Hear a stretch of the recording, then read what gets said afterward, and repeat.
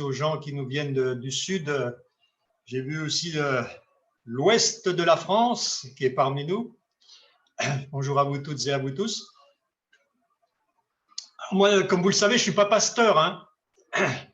Je dis ça parce que depuis le début de cette crise sanitaire, comme vous le savez, devant votre écran ou par téléphone, ce sont des pasteurs qui sont intervenus. Alors, si vous me permettez, je dirais un petit peu que quelque part, je suis un peu le maillon faible un peu de cette chaîne de pasteurs qui reprendra d'ailleurs après moi par une succession de conférences très, très enrichissantes pour les membres, mais aussi pour l'extérieur. Parce que de nos jours, qui que nous soyons, hein, on peut vraiment se poser cette question, comment allons-nous faire pour nous en sortir? C'est vrai qu'il est difficile de nos jours de garder un esprit serein quand on voit autour de nous, vraiment tout autour de nous, se développer les signes des temps. Chacun d'entre nous, chaque jour, se trouve confronté à des difficultés, que ce soit d'ordre familial, relationnel, professionnel ou autre. Nous nous sentons entourés de difficultés, de toutes sortes. En réalité, ces difficultés qui sont dans le monde ou qui sont dans notre entourage proche ne sont que le reflet du grand conflit entre Christ et Satan. De cette grande guerre dont nous parlent les Écritures. Guerre qui va durer jusqu'à la fin des temps où l'ennemi, le diable, s'oppose à Dieu dans tout ce qu'il fait. Ce sont là les conséquences, les retombées de cette grande lutte dans laquelle finalement nous sommes tous aussi impliqués les uns et les autres. Ainsi, il n'est pas compliqué de voir autour de nous les difficultés, de voir le mal. Et quand on y réfléchit, on se rend compte que le mal n'est pas autour de nous seulement, il se trouve aussi au-dedans de nous. Quand on regarde dans notre cœur, on y trouve aussi, malheureusement, beaucoup de choses que nous n'aimerions pas y trouver. Le prophète Amos, dans son livre,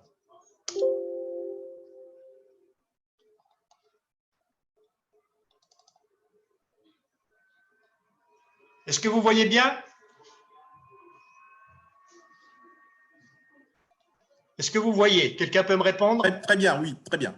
Ça marche, je continue. Le prophète Amos, dans son livre, présente cette situation-là de son temps aussi. Dans le livre du prophète Amos, au chapitre 3, au verset 11, il est dit ceci. Hop, j'ai été trop loin, je reviens en arrière. Voilà. C'est pourquoi Samarie, voici ce que le Seigneur Dieu déclare. L'ennemi encerclera le pays, il abattra tes fortifications, il pillera tes belles maisons. C'est du français courant, hein, c'est pour que vous compreniez mieux. L'ennemi est tout autour. Une expression que l'on emploie souvent dans la Bible, que l'on retrouve dans l'Ancien Testament, à maintes reprises, pour exprimer cette idée d'être entouré. On retrouve par exemple cette expression dans le deuxième livre des Rois, au chapitre 6, où il est question du prophète Élisée qui se trouve à Dothan. Le matin, son serviteur se lève et quand il sort, il se rend compte que les armées syriennes ont fait le siège du village où il se trouve. Alors il se tourne vers le prophète Élisée et lui dit « Malheur, maître !» s'écria-t-il, « qu'allons-nous faire? Car les armées syriennes sont tout autour de la ville. » Et vous connaissez cette histoire où Dieu va ouvrir les yeux du serviteur et va permettre qu'il puisse voir les armées de l'Éternel encore plus nombreuses, elles aussi, tout autour de la ville. Cette question que le Seigneur pose est une question que nous nous posons souvent de nos jours. Seigneur, qu'allons-nous faire? Seigneur, comment allons-nous nous en sortir? Le prophète Amos veut apporter dans son temps la réponse de l'Éternel à cette question.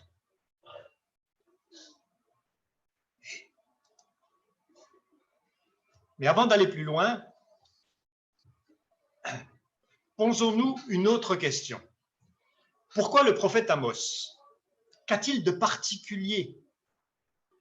Lorsque l'on parcourt l'Ancien Testament, on s'aperçoit que celui-ci se termine par ceux que l'on appelle les 12 petits prophètes. Certainement à tort d'ailleurs. Mais ces 12 prophètes ne sont pas classés par ordre chronologique. Et en réalité, ceux qui viennent en tête chronologiquement, c'est Jonas et Amos. Jonas a prophétisé sur la ville de Ninive, qui est plus au nord. Et Amos est le premier à prophétiser en Israël. Il sera rejoint par Osée. Ces deux prophètes ont exercé leur ministère dans le royaume d'Israël, tous les autres dans le royaume de Juda. Amos signifie porteur de fardeau. Et effectivement, son fardeau va être lourd, très lourd. Car sa mission est d'annoncer la venue du châtiment inévitable pour le peuple. Pourquoi? Parce que Dieu considère que les inégalités, l'injustice, la corruption sont devenus tellement importants qu'il n'a pas d'autre choix que d'avertir son peuple par l'intermédiaire de son serviteur Amos. En effet, durant le règne de Jéroboam II, l'écart entre les riches et les pauvres se creuse de plus en plus. La corruption règne et la piété n'en a que l'apparence. Et effectivement, par l'intermédiaire d'un simple gardien de moutons, puisque c'était le métier, si je puis dire, d'Amos, Dieu va donner cet avertissement. Prépare-toi à rencontrer ton Dieu. Et en effet, en moins 722, c'est la prise de Samarie, capitale d'Israël, par Sargon II, mettant fin au royaume d'Israël. Dieu les a avertis pendant plusieurs dizaines d'années, mais ils n'ont pas écouté la voix du Seigneur. Le prophète va commencer, dans le début de son livre, à décrire la situation de son temps. Il veut interpeller ses contemporains et les inviter à revenir à Dieu. Ce prophète a un don pour la prédication. Et pour attirer l'attention de ceux qui veulent bien l'écouter, il va employer une méthode bien particulière. Vous connaissez bien évidemment le chiffre qui est souvent utilisé dans les Écritures et qui a un sens bien particulier dans la littérature hébraïque. C'est le chiffre 7. Mais le prophète va utiliser le 7 plus 1.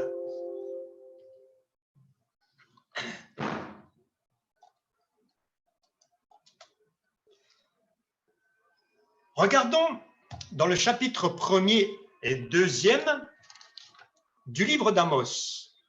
Dans ce chapitre, le prophète parle de sentence et il va commencer par s'adresser aux Syriens. Amos, chapitre 1er, verset 3. Il va dire ceci. À cause de 3 crimes de Damas, même de 4, je ne révoque pas mon arrêt. C'est la première sentence.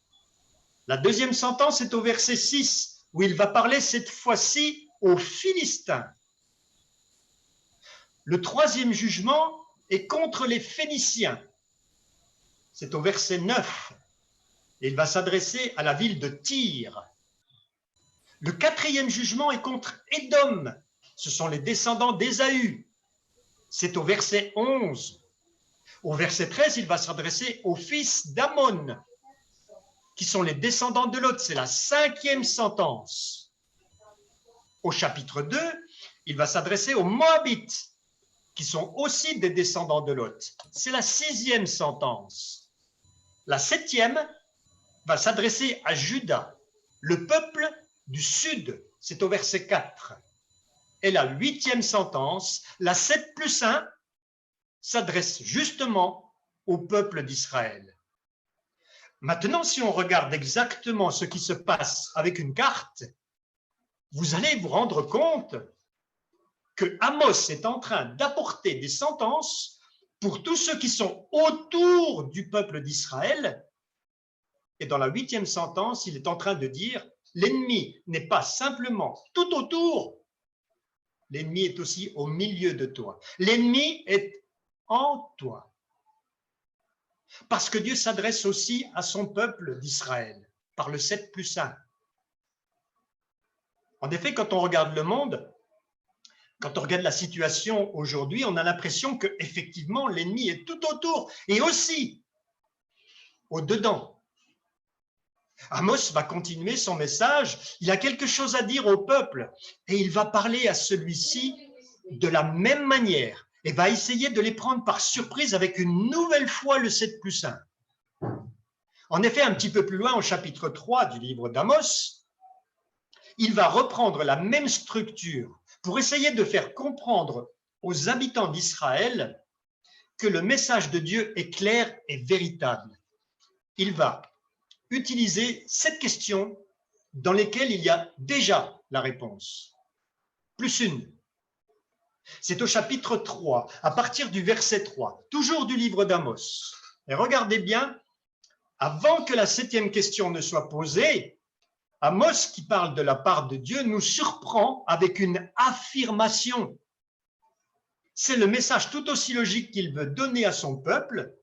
Dans Amos 3, verset 7, cette déclaration est tout aussi logique que la réponse à donner aux questions posées. Le message que veut transmettre Amos est clair et il dit « Car le Seigneur, l'Éternel, ne fait rien sans avoir révélé son secret à ses serviteurs, les prophètes. » Dieu parle. Est-ce que vous l'entendez? C'est ce qu'il dit à son peuple. Et de plus, Dieu ne nous prend jamais par surprise. Dieu nous prévient. Dieu nous dit les choses à l'avance. Il nous donne son secret. Et remarquez, fait comprendre le prophète Amos, Dieu parle par ses prophètes. Est-ce que vous l'entendez? Amos essaye d'interpeller le peuple parce que Dieu parle. Dieu veut s'exprimer. Il veut s'adresser à son peuple et veut être entendu. Et Amos dit au peuple, est-ce que vous l'entendez parler? Est-ce que vous entendez lorsque les prophètes vous parlent? Parce que c'est par eux que Dieu parle. Entendez-vous? Au chapitre 5 d'Amos et au verset 4, Amos parle de la part de l'Éternel et il dit ceci. Car ainsi parle l'Éternel à la maison d'Israël. Cherchez-moi et vous vivrez. Une invitation à rechercher l'Éternel, à rétablir une relation particulière avec lui. Et quelques versets plus loin, au verset 14, il dit ceci. Recherchez le bien et non le mal, afin que vous viviez et qu'ainsi l'Éternel, le Dieu des armées, soit avec vous comme vous le dites. Finalement, ce que Amos propose au peuple, c'est un réveil dans la relation avec son Dieu et une réforme. Recherchez le bien et non le mal. Agissez comme il convient. Un appel au réveil et à la réforme.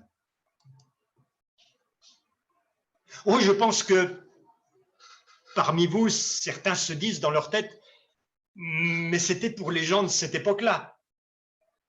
C'était bien avant Jésus-Christ, maintenant nous sommes dans une nouvelle ère, ça ne nous concerne pas. 220. Écoutez bien ce chiffre, 220. entre le moment où j'ai commencé ma prédication et le moment où j'aurai terminé ma prédication, 220 enfants dans le monde seront morts de faim. Pas morts de maladie ou toute autre raison, morts de faim. Croyez-vous qu'il n'y a pas quelque part de l'injustice? Croyez-vous qu'il n'y a pas des similitudes entre l'état d'esprit des gens de l'époque d'Amos, quelques années avant la chute d'Israël, et l'état d'esprit des gens de notre époque? Croyez-vous qu'il n'y a pas des similitudes? Quelle que soit l'époque à laquelle nous vivons, le grand malheur, c'est que Dieu parle par l'intermédiaire de ses prophètes. Dieu parle et bien souvent, les hommes n'écoutent pas. Et lorsqu'ils sont décidés, lorsqu'ils sont disposés à écouter, il se peut que ça soit trop tard. Dans le livre d'Amos,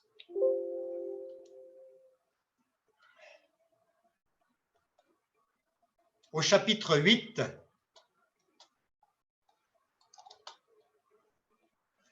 et au verset 11, Dieu parle au peuple et l'invite à écouter lorsqu'il est encore temps. Nous pouvons lire ceci. « Voici les jours viennent, dit le Seigneur, l'Éternel, où j'enverrai la famine dans le pays, non pas la disette du pain et la soif de l'eau, mais la faim et la soif d'entendre les paroles de l'Éternel. Ils seront alors errants d'une mer à l'autre, du septentrion à l'orient. Ils iront çà et là pour chercher la parole de l'Éternel, et ils ne la trouveront pas. » Une soif, une famine de la parole de Dieu. Mais, dit le prophète, à ce moment-là, ce sera trop tard. Ils ne la trouveront pas. Vous entendez bien entendu dans ce passage quelque chose qui nous rappelle ce que nous savons de la fin des temps, où, apeurés par les conséquences de leurs actions, les hommes chercheront la parole de Dieu. Mais en fait, ce sera trop tard. Ce ne sera pas quelque chose de sincère. Ce ne sera pas quelque chose qui viendra du cœur. Car c'est notre cœur que Dieu regarde avant toute chose. Amos est en train de dire à une génération où les pauvres sont de plus en plus pauvres et les riches de plus en plus riches, une génération où règne la corruption et l'injustice, où la piété n'en a que l'apparence. Amos est en train de dire, Dieu parle maintenant. Il parle par ses prophètes. Écoutez-les. Répondez à l'appel de Dieu maintenant. Parce qu'un jour, ce sera trop tard. Amos s'adresse au peuple de cette manière en s'exprimant par ce schéma de 7+1, parce qu'il veut attirer l'attention de ceux qui l'écoutent, pour leur dire « Écoutez maintenant, ainsi parle l'Éternel ».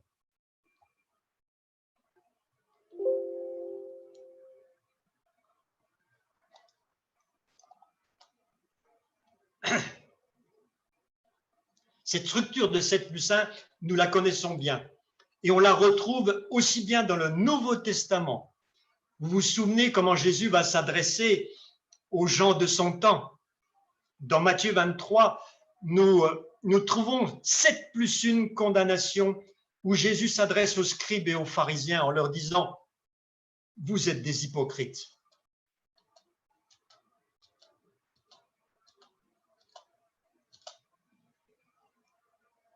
Cette condamnation est la dernière. Malheur à vous, scribes et pharisiens hypocrites, parce que vous bâtissez les tombeaux des prophètes. Il y a 7+1 sentence que Jésus prononce. Et puis on est habitué aussi, parce que Jésus va utiliser la même formule dans ce que nous appelons les béatitudes. Il va avoir 7 béatitudes plus une manière de souligner l'importance du message qu'il veut apporter. C'est comme si finalement, il était en train de dire, là où le péché abonde, la grâce surabonde. Le mal est tout autour et le mal est aussi au-dedans de nous. Ainsi, Amos adresse déjà dans son temps cet appel. Revenez au Seigneur, vivez un vrai réveil et une véritable réforme. Et le Seigneur sera avec vous. Si vous sentez tout autour de vous l'ennemi et le malheur, et que vous découvrez qu'il est aussi à l'intérieur, à ce moment-là, le Seigneur va apporter sa solution. La solution à ce problème, elle est indiquée dans plusieurs passages des Écritures. Elle vient avec une force particulière dans ce texte qui se trouve dans le livre d'un autre prophète qui a exercé son ministère environ 300 ans après Amos, celui dont on a parlé tout à l'heure, Zacharie, chapitre 2, versets 4 et 5. Là se trouve la solution que Dieu veut apporter à ce problème qui est tout autour et au-dedans de nous. On ne va pas le relire, il nous a été lu tout à l'heure. Il est question d'une vision dans laquelle le prophète s'entretient avec les anges.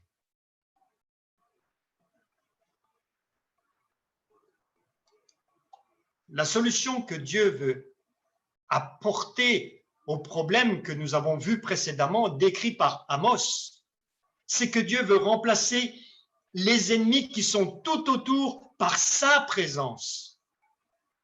Et Dieu veut remplacer l'ennemi qui est au-dedans également par sa présence.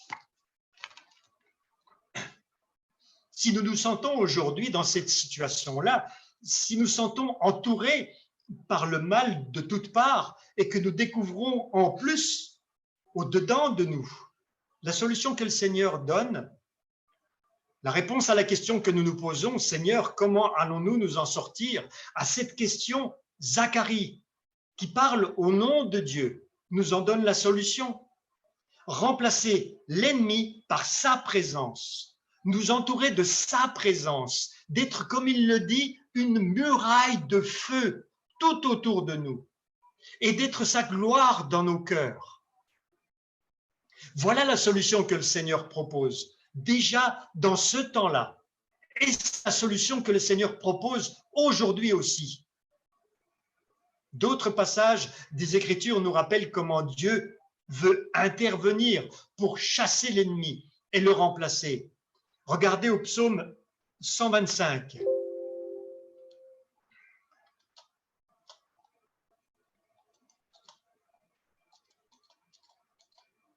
Psaume 125. Il est écrit: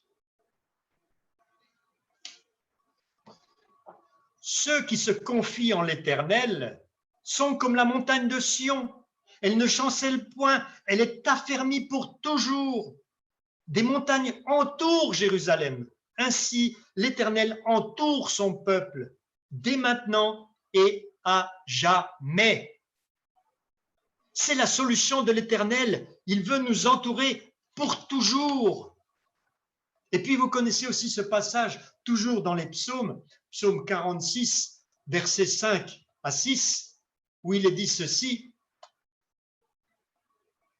il est un fleuve dont les courants réjouissent la cité de Dieu, le sanctuaire de demeure du Très-Haut. Dieu est au milieu d'elle, il n'est point ébranlé. Dieu la secourt dès l'aube du matin. Dieu est tout autour et Dieu est au milieu de nous. C'est d'ailleurs le nom que Jésus lui-même va prendre pour indiquer à quel point il veut être non seulement au milieu de nous, mais en nous. Emmanuel, Dieu avec nous. Depuis la sortie du Jardin d'Éden, la communication directe entre Dieu et ses enfants n'est plus possible.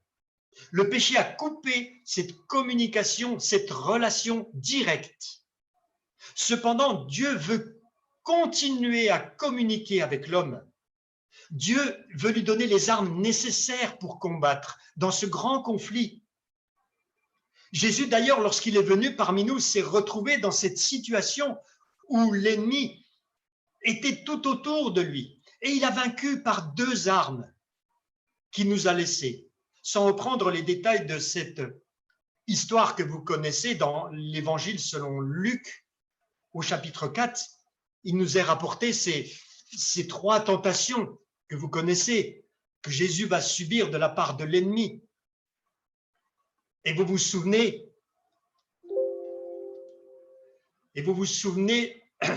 pardon, quelles sont les armes que Jésus va utiliser.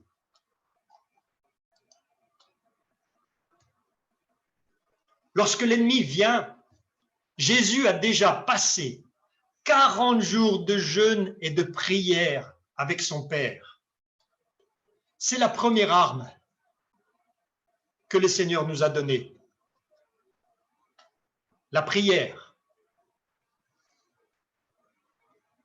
C'est celle qu'il a employée. Et puis, la deuxième, lorsque le diable s'adresse à lui, il lui répond, il est écrit.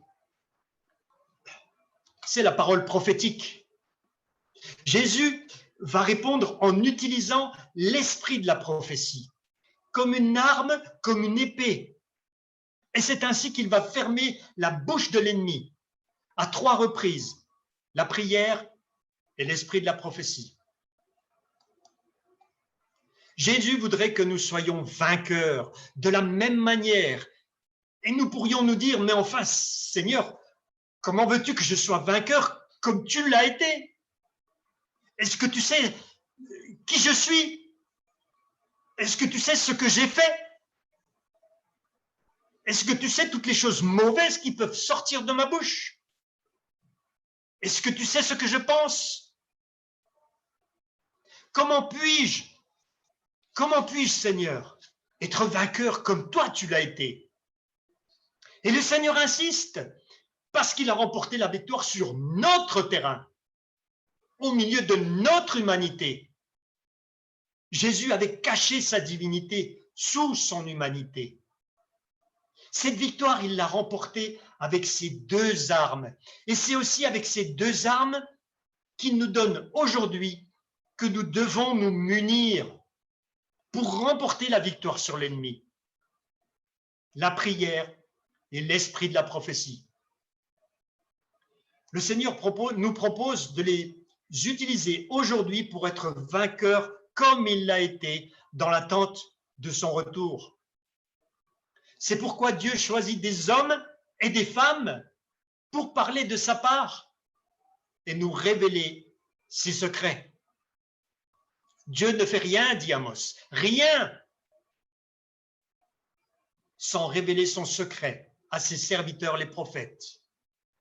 Et dans le temps où nous sommes, nous avons bien besoin de connaître les secrets de Dieu et de savoir quel est le plan que Dieu a pour chacun d'entre nous. Dieu ne fait rien sans avoir révélé son secret à ses serviteurs, les prophètes. L'entendez-vous par ce moyen-là? Les prophètes jouissent d'une situation tout à fait unique, tout à fait particulière. Et si vous voulez bien, rapidement, nous allons prendre quelques textes dans les Écritures pour nous rappeler à quel point les prophètes sont proches de Dieu. Il accepte cette proximité, cette intimité pour les prophètes qu'il s'est choisis. Parce que Dieu veut encore nous révéler ses secrets. Prenons ensemble, si vous le voulez bien, ce texte dans le livre du prophète Jérémie.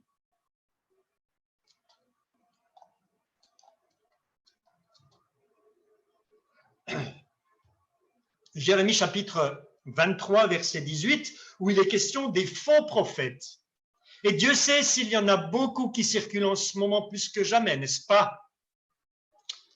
Qui sont par opposition avec les vrais prophètes. Et là encore, Dieu va interpeller par son prophète Jérémie au verset 18, où il est écrit « Qui donc a assisté au conseil de l'Éternel pour voir, pour écouter sa parole? Qui a prêté l'oreille à sa parole? Qui l'a entendu? Sans aucun doute, pas un seul d'entre vous, faux prophètes qui parlaient. Mais les vrais, par contre, ceux que Dieu sait choisis, entendent sa parole, assistent à son conseil. Dans le même livre de Jérémie, au chapitre 15 et au verset 19, il nous est parlé encore de cette situation particulière du prophète. Jérémie, chapitre 15, verset 19. C'est pourquoi ainsi parle l'Éternel. Si tu te rattaches à moi, je te répondrai et tu te tiendras devant moi. Si tu sépares ce qui est précieux de ce qui est vil, tu seras comme ma bouche. Le prophète, nous est-il écrit, se tient devant Dieu. Il devient sa bouche. C'est une situation extraordinaire. C'est une situation privilégiée qui devrait nous faire comprendre quelle est l'importance du ministère que les prophètes ont de la part de Dieu à notre égard. D'ailleurs, ces prophètes sont tellement proches de Dieu qu'ils ont avec Dieu une discussion souvent efficace. Revenons ensemble une dernière fois dans le livre du prophète Amos. Amos, chapitre 7. Chapitre 7. Il y a là un passage extraordinaire que l'on peut retrouver à d'autres endroits des Écritures avec d'autres prophètes. Et je souhaiterais prendre ce livre d'Amos parce que nous en avons parlé aujourd'hui, depuis le début. Amos, chapitre 7, verset 2. Où Dieu vient de prononcer des sentences contre son peuple. Et au verset 2, il dit ceci. Quand les sauterelles eurent dévoré presque toute la végétation du pays, je dis, je t'en prie, Seigneur Dieu, pardonne à ton peuple. Sinon, comment pourra-t-il subsister, lui qui est si petit? Et le Seigneur changea d'avis. Cela n'arrivera pas, dit-il. Extraordinaire. Le prophète négocie avec Dieu, plaide, intercède pour le peuple. Il dit, ton peuple est si petit. Dans d'autres versions, Jacob est si faible. Il ne supportera pas. Aie pitié. Et Dieu dit, oui, je ne vais pas le faire. C'est dire à quel point le prophète est véritablement dans le conseil de Dieu. C'est un face-à-face avec Dieu dont nous sommes les bénéficiaires. Le prophète, c'est celui à qui Dieu révèle ses secrets, c'est-à-dire ces choses que nous ne pouvons connaître que parce que Dieu nous les a révélées, qui sont nécessaires pour que nous puissions traverser toutes les difficultés de la vie et les difficultés de la fin des temps dans laquelle nous nous trouvons actuellement. C'est par les prophètes que Dieu révèle ses secrets. C'est par eux que Dieu parle. Est-ce que nous avons écouté? Est-ce que nous avons entendu? Est-ce que nous avons répondu? Tant qu'il en était encore temps. Car Dieu parle. Que dit-il? Il n'est pas difficile de sentir aujourd'hui l'ennemi tout autour de nous, sous différentes formes. Il n'est pas difficile de sentir l'ennemi au-dedans de nous. Le Seigneur nous propose de prendre part dans ce grand conflit, dans ce conflit dans lequel il a déjà remporté la victoire. Et c'est la raison pour laquelle il nous donne des armes. La prière, la lutte, la discussion, l'entretien avec Dieu, comme ces prophètes qui luttaient avec Dieu. Et puis l'autre arme qu'il nous donne, l'esprit de la prophétie. Si nous nous posons cette question, Seigneur, comment allons-nous faire? Comment allons-nous nous en sortir? Et si nous sentons l'ennemi tout autour de nous et au-dedans de nous, la parole de Dieu aujourd'hui même nous annonce cette bonne nouvelle. C'est que Dieu a un remède Son remède, c'est de remplacer l'ennemi, que lui prenne la place tout autour de nous, comme une muraille de feu, et qu'il prenne place au-dedans de nous pour y manifester sa gloire. Que le Seigneur nous donne la grâce d'avoir l'Éternel autour de nous et au-dedans de nous. Amen.